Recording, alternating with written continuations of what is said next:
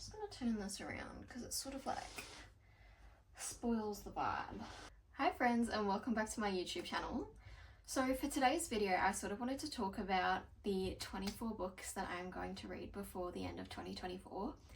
Or at least what I'm going to try to read, because I've sort of been a serial swapping my physical TBR for Kindle Unlimited books at the moment. And it's not really going my way because I have a lot of books on my TBR to read. I did get this video idea from Emily Michelle, so if you don't subscribe to her, definitely go subscribe to her. I love her videos, I love her TikToks. I just thought it'd be fun to do.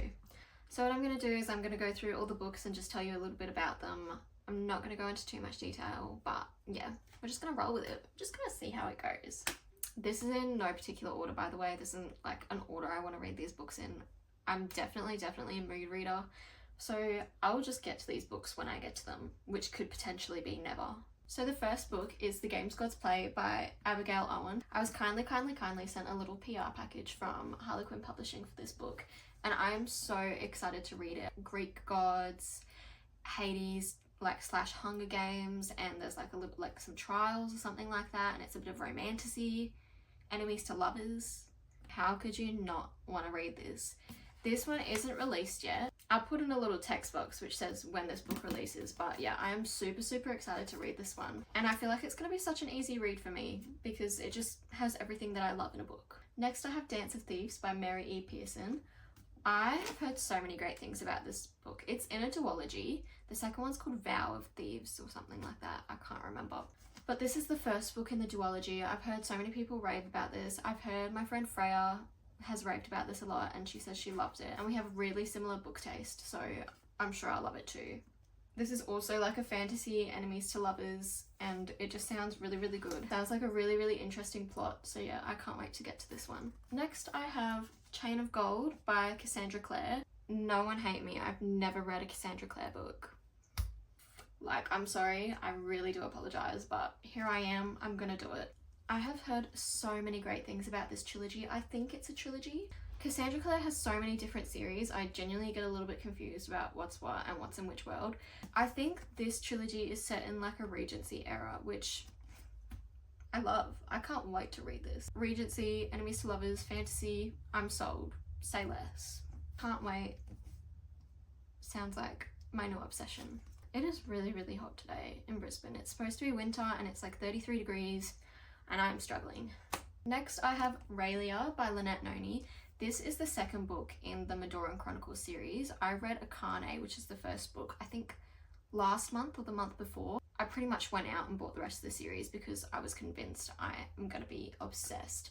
I loved the first book. It was super YA. It was giving like Narnia cross Harry Potter, Hogwarts style school. The main character pretty much goes through this magical door she finds and finds herself in a magical world with a magical school. The plot hooked me in the first book and I pretty much just can't wait to continue this series. I can find myself being really obsessed with it. I do hope they sprinkle a little bit more romance in this book though than the last one. Next I have Wild Love by Elsie Silver. This is a part of her new cowboy romance series. This one's called the Rose Hill series, and if you've read the Chestnut Springs series, this one follows Willa's brother, and Willa is one of the main female characters from the Chestnut Springs series. So I'm really excited to read this one, and I've heard so many good things about it. I feel like with an Elsie Silver book, they're just addicting and I love them. Stalking Jack the Ripper by, oh my gosh, I can't say this lady's last name, Kerri Maniscalco. I definitely butchered that. This book is part of a 4-book series. This is the first one. From what I've gathered, it's sort of like a YA thriller mystery, but it's set in like the Regency eras and each book follows a different mystery, I think. I'm so excited to read this. It sounds right up my street. I've heard there's a little bit of romance in it. Literally can't wait. Next, I have Magnolia Park's Into the Dark. This feels like a brick of just pain and suffering. If you've read the Magnolia Park series, you'll know those books will just rip your heart out and shove it right back in there and then rip it out again and put it right back in there again and then just rip it to shreds, put it in a shredder. I don't know. It's just pain, okay? It's the third book and final book which follows Magnolia and BJ. And if you've read Magnolia Park's A Long Way Home, oh my god, that was just straight pain, and the ending ended on a cliffhanger. I really want to read this book, but I'm also protecting my peace by not reading this book. I want to have read this book when the next Daisy book comes out, so I'm excited, but also absolutely terrified. Happy Place by Emily Henry. Can we just take a minute for the sprayed edges? Like, she's beautiful.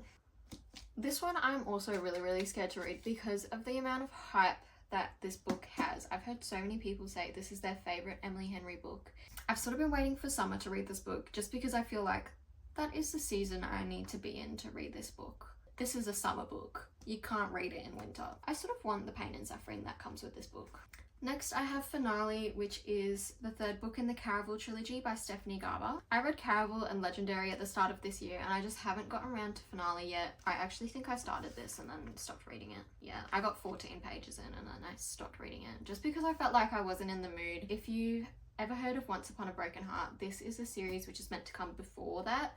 I read Once Upon a Broken Heart first. I sort of wish I didn't. I sort of wish I read Caraval first. But I loved Once Upon a Broken Heart. I loved that trilogy with my whole heart. Like, that is a trilogy I think about on a daily basis. This, however, I didn't get the same vibes with. It's not my favourite series in the world, but it's still really good, and I definitely do want to finish it. Next, I have A Study in Drowning by Ava Reid. I have heard so many good things about this book. This blew up on TikTok like, I think around in January, and I haven't heard much about it since then. It's an academic rivals to lovers, I think. Yeah, it's like tasks and mysteries and academic rivals. Anyways, it just sounds really good, and I do want to get to this one. Next, I have As Good as Dead by Holly Jackson. This is the third book in the A Good Girl's Guide to Murder series. I read the first book and I loved it, and then I read the second book and I didn't love it as much. And I think that's why I haven't picked this one up sooner. I love the characters in this series. I love the mysteries that come with it. They're super YA, super easy to read. I just haven't picked it up yet, but I do want to finish the series. A Novel Love Story by Ashley Poston. I love Ashley Poston's The 7-Year Slip. And I have The Dead Romantics on my shelf as well, which I really want to get to. But I love magical realism. In this one, she gets transported into her favourite romance novel. Of course I want to read about that. That's like every book girlie's dream. So yeah, I'm assuming this is like a romance novel as well. I am really excited to read this one. I have heard some really mixed reviews about this though. I hyped this one so much because I loved The 7-Year Slip. So I'm sort of scared to read it, but also really excited. 6, 7, 8, 9, 10, 11, 12. 12 down, 12 to go. Next, I have Love and Other Words by Christina Lauren. I think I've just put this one off so long because I read The Unhoneymooners by Christina Lauren and I didn't love it, but I've heard so many amazing things about this one. I think it's like a romance, then a now, flashback, flash forward. And I'm not gonna lie, like, I love that. I love a then and now romance. I think it's like childhood friends to lovers, and yeah, it just sounds so cute. A Little Life by Hanya Yanagihara. Why are authors' last names so hard to pronounce? This one I am terrified for. This one's going to be included in a reading vlog I do at some point, where I do like a reading, specifically sad books reading vlog. All that emotional turmoil, just chuck it all in the one week. I can't wait to read this book. I have heard it is so amazing and such a beautiful story. But also I am terrified because I've heard so many people say this book is so devastating, so sad. I don't actually even know what it's about. I want to go in blind and I want to feel all the emotions, and I've literally not looked at any reviews for this book. All I've heard is that it is really sad.